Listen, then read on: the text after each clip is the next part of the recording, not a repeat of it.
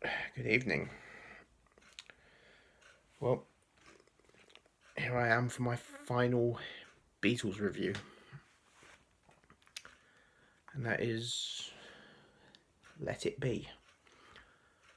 So Let It Be is the 30th, well, as I've said before, if you don't count Magical Mystery Tour, this is technically their 12th studio album. But, of course, I count Magical Mystery Tour, as I've said before, so this is their 13th. So this is the 13th and final studio album by the Beatles. So this was released on the 8th of May 1970, and it was released just a month after the band had split up. So yeah, there's a lot of interesting history behind the recording of this album. And of course, this was recorded before Abbey Road, but they released it afterwards. Basically, the recording sessions for this album began in January 1969, and they didn't actually record this at Abbey Road Studios, which was their usual studio that they recorded all their other albums in. This was recorded at Twickenham Studios. And the Beatles had the idea of, because originally this album was going to be called Get Back, and because they wanted to get back to their roots, back to just playing as a band again, after the White Album. So yeah, and this was basically most of the stuff on here was recorded live in the studio, and they made a documentary film to accompany it as well, which was also called Let It Be. And of course now we've got the Peter Jackson's Get Back documentary, which is like it's his version of Let It Be, because the original were the Michael Lindsay Hogg version of Let It Be, which came out in 1970, around about the same time as the album. That version never actually had any official release. You can find like bootlegs of it on DVD. I've got a bootleg of it on DVD. But of course there's an official version now that Peter Jackson has put together. He's digitally remastered it, and it's got lots and lots of extra footage, so it's more of a series than a film. It's like 6 parts or something. Yeah, I've still yet to see it, but yeah, it was on Disney Plus, and I didn't really want to pay money to Disney to watch it. But it's on DVD, so I'm gonna get the DVD. And yeah, basically the recording sessions of this album, there was a bit of feud going on between them. So yeah, the Beatles weren't on the best of terms at this point, and because it was in January, it was very cold in that studio. So yeah, it's kind of depressing, the music on here is fantastic, but the atmosphere in the studio was, it was very intense. So that's why they also performed the rooftop concert as well on the roof of Twickenham Studios, and that was their last public performance. And the rooftop concert's also in the Let It Be film, and it's in the Get Back film as well. So yeah, Get Back was what the album was originally going to be called, because the song Get Back was released as a single in 1969. But it is also on here as well. And yeah, after a month or two of recording, they just weren't happy with this project, so they decided to abandon the Let It Be project, and they returned to Abbey Road Studios, and then they recorded Abbey Road. But then in 1970 they decided to release the album, but they didn't get George Martin to produce it. This was produced by Phil Spector, and yeah, there's a lot of controversy surrounding Phil Spector. He was a great record producer, but yeah, he ended up being a convicted murderer. It's a shame, because of how talented he was. It's a shame what he went on to become. And yeah, a lot of people don't like his production on this album. I actually don't have a problem with it. I think it's pretty cool. Although it probably would have been nice if George Martin had been around. And yeah, the band had they broke up in April of 1970, and then the album was released a month after the breakup. And the breakup was to do with Alan Klein. They hired Alan Klein as their new manager. And of course, Alan Klein was an arsehole. You know, he was dishonest. He was... No, I think you probably know about Alan Klein. He also managed the Rolling Stones as well. I think before this. And yeah, the Alan Klein, even though Alan Klein's no longer around, he died a few years ago. I think 2009. I think he died. But yeah, the Alan Klein estate still owns the rights to, because all of the music that the Rolling Stones recorded in the 60s, all their 60s music, none of it's actually owned by the Rolling Stones. So the Rolling Stones, even after all this time, they're still not receiving it, you know, earning any money from their 60s recordings. It's all owned by all the money goes to the it's going to the Alan Klein estate. So the Alan Klein estate owns all the 60s Stones output, which I think is just not fair on the Rolling Stones. So I can understand why they didn't want him as manager, and I can understand because George and Ringo were the ones who actually agreed on having Alan Klein. Paul was the only one who disagreed, which led to to them falling out with Paul. And then so yeah, that's what. And then of course, but actually no, well not no. John had already left by this point. He left just before the end of 1969. So, and then shortly before the release of this album, Paul released his first solo album, McCartney. So he announced he was departing from the band. So yeah, the Beatles split apart, and it's one of the saddest band breakups, in music history. I'm glad that later on they all kind of repaired their friendship. They all became friends again. It's a shame that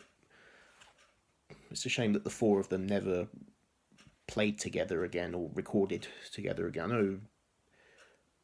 I know John and George have, Paul and Ringo have performed together, recently, but yeah, they never but the four of them never performed together again.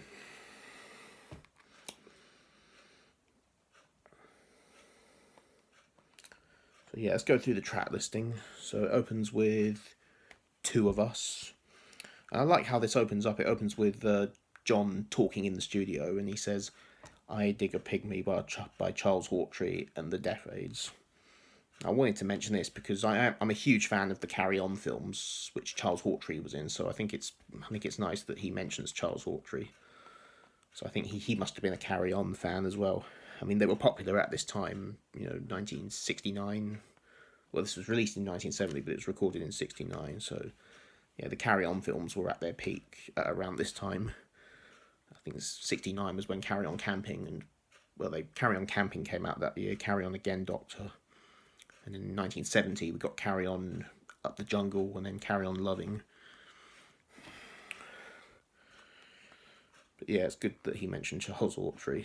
I wanted to mention that just because I love the Carry On films.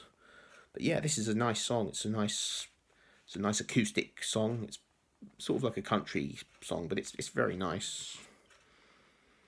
Yes, I love Paul's vocals, and the lyrics are very nice. It's basically about the friendship between John and Paul. I just love genius lyrics. "You and I have memories longer than the road that stretches out ahead." It's just brilliant. So yeah, it's one of my favourites on here. I love this track, and I love how it ends as well. Where it ends with, I think it's Paul whistling. It's one of them whistling. I think it's Paul. And track 2 is Dig a Pony, but it means pony as in it's slang for £50. Like in England we have like slang terms for money, like £5 is a fiver, £10 is a tenner, £20 is a score, £50 is a pony. Which is also referenced in the theme song of Only Fools and Horses. You know, stick a pony in my pocket. Pony as in it means £50. But yeah, this is a fantastic song. It's a John Lennon song. It's a very sort of this one's a bit of a blues rock song. And yeah, I really love this track. And track 3 is another John song. This is the beautiful Across the Universe. And yeah, I think this actually came from the White Album sessions. But yeah, I think they recorded a demo of this during the sessions of the White Album, but then during the Let It Be sessions they re-recorded it. And yeah, this is a beautiful song.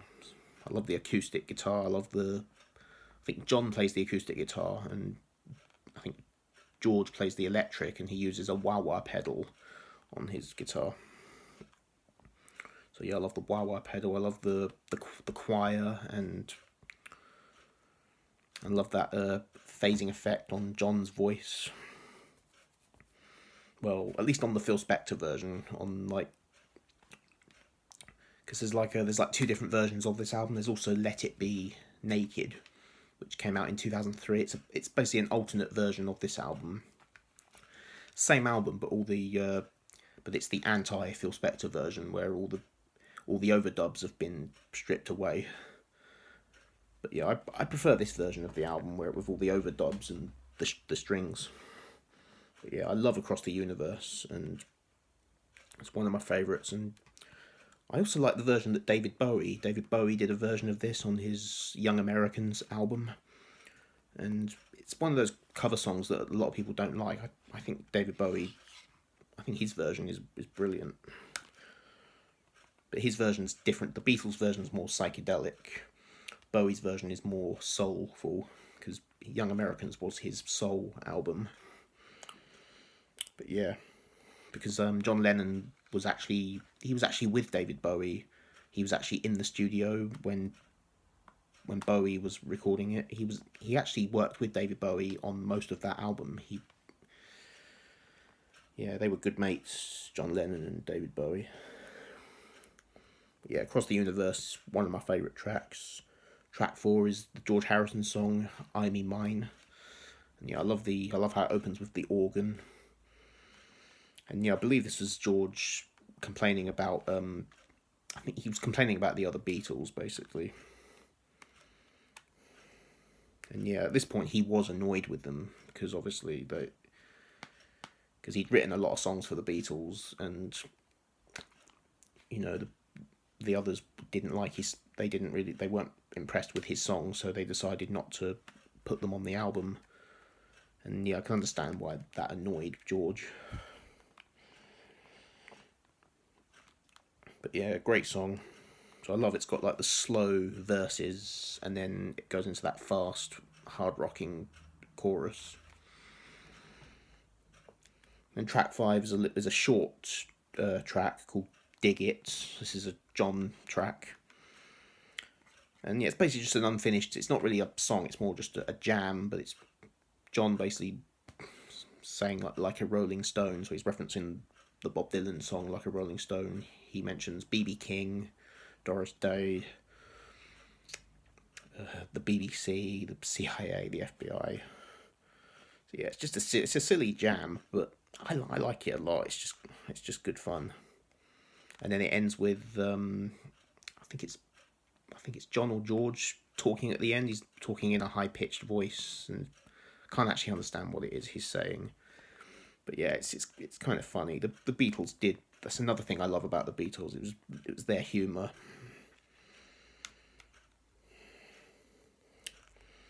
And then it goes into the beautiful Let It Be.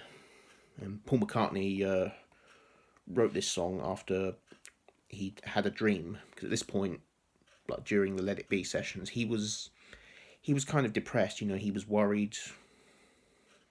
Like, he was very worried that about the Beatles breaking up.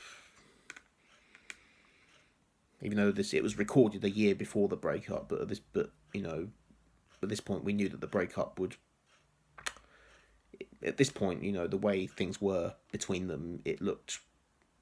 The breakup looked inevitable at this point, and Paul was really he was upset. He was really worried. So yeah, he was staying out late at night drinking, and then he went to bed, and yeah, his mother came to him in a dream and told him that his mother, who'd passed away when he was 14, yeah, she came to him in the dream and told him that everything's going to be all right, just let it be.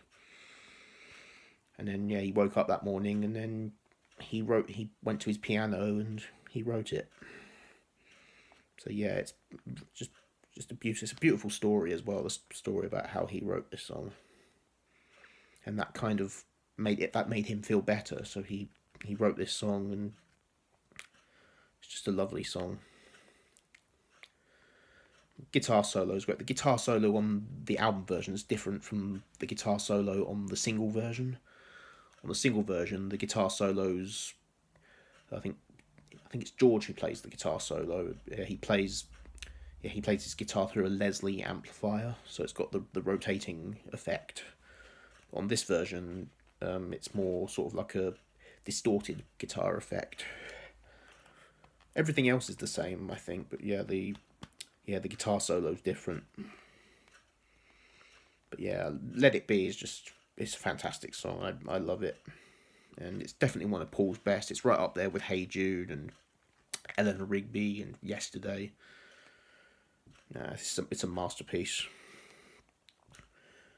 And then track 7 is another short jam song. This one is Maggie Mae. This one's another standard song. But yeah, it's very good. This version, the Beatles are basically singing it in. Yeah, they're singing in their Scouse accents. And yeah, this was a song that they used to perform it during the before they became the Beatles, when they used to be called the Quarrymen before they became the Beatles. And yeah, they used to perform it back in them days as well. But yeah, it's actually my least favourite track on the album, but it's not a bad song. I do enjoy it. It's fun. But yeah, it's not the best track. But yeah, there's not a bad one on here really. And then track 8 is I've Got a Feeling. I love this song. It's another Paul McCartney song, and it's quite heavy. It's quite heavy, this one. It's a great rock song. And I like the bit at the end where it's because yeah, there was another song that John recorded called I think Everybody Had a Hard Year, but it was a song that was only half done. He didn't finish it, so that was kind of added onto the end of this song. And yeah, it just works so well.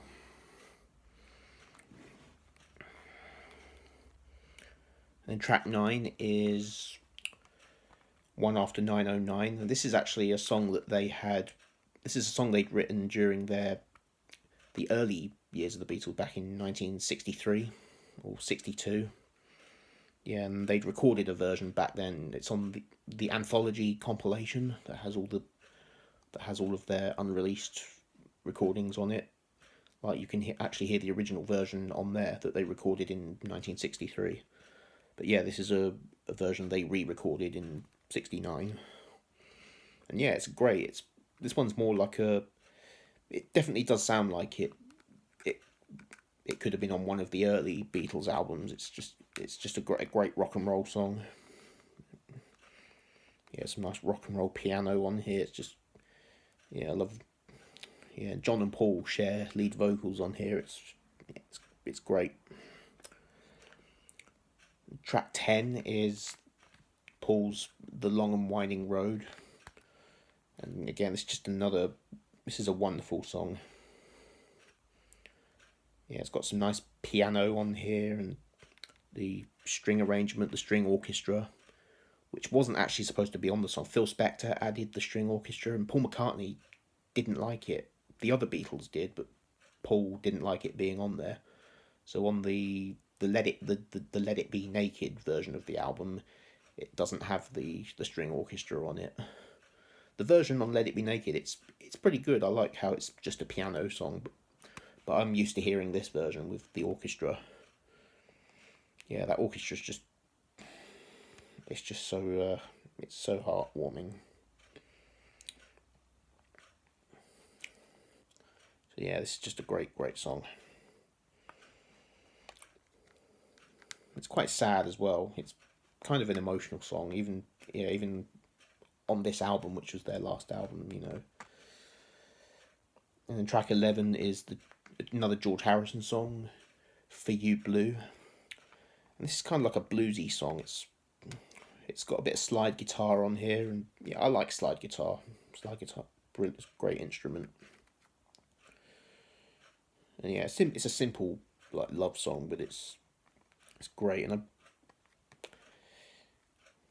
yeah, not really much more I can say about it, but it's very nice. And then the last track on here is Get Back, which had already been released as a single in February or March of 1969, around that time. It was released as a single in 1969, but it's also on this album. But it's different. It's a little bit different from the single version. It's it's edited differently. So yeah, it actually ends differently, but it's still the same song, and yeah, it's a great song. It's kind of like a southern rock song. Like Paul does this like southern American accent on this song. But yeah, great song. And great way to close the album, I think. But yeah, I enjoy Let It Be. I think it's a great album. There's a lot of people who don't like this album. A lot of people don't like the production on it. I've got no issue with the production on here. Yeah, I think this is a great album. It's definitely grown on me quite a lot over the years. Even though it's kind of a sad album, because it was the Beatles' it wasn't their last recorded album, but it was their last released. And yeah, it's kind of an emotional album, but I really love this album. I think it's a great album. So I'm gonna give this a 9 out of 10. So yeah, that's the end of my Beatles discography review. So yeah, it won't be the last time I talk about the Beatles on YouTube. There'll probably be loads more times where I talk about them. I am planning to do a ranking of the Beatles albums, which I did nearly a year ago, but I'm not really proud of that ranking, and plus my opinion has changed slightly, so yeah, I do want to do that at some point. So yeah, that's the end of me talking about the Beatles. But obviously, I love them dearly. They're one of my favourite bands, possibly my second. Sometimes they're my first favourite band. Sometimes they're my second. Sometimes it's them or Queen. Because Queen are one of my favourite. And Queen, I'm actually doing Queen next. Yeah, I mean, so I can only do bands where I own copies of all the albums. There's a lot of bands I love, like Led Zeppelin and Pink Floyd, but I don't own all of their albums yet. So I was only gonna do bands where I have all the albums. Although I don't have all of Queen's albums yet, I will have soon. Which it's confirmed. Yeah, I will have very soon. So I can start then. And so yeah, I put out on Twitter. I did this poll on Twitter saying that what band would you like me to review after I've finished the Beatles, and the options were Queen, the Rolling Stones, Cream, or the Jimi Hendrix Experience. And Queen got the most votes, so yeah, Queen is the band I'm doing next. So yeah, I don't have all the albums yet, but I will have soon. So and I have the debut albums. So yeah, I'll review that first, and that'll be the next album review I'll be doing. I don't know when I'll be doing that, but yeah, as soon as possible, I will be doing that. So yeah, I hope you've enjoyed my Beatles reviews, and I certainly have, and I hope you look forward to my Queen reviews, and I certainly am. And you know, thank you for watching my Beatles reviews. So yeah, take care. I will see you very soon.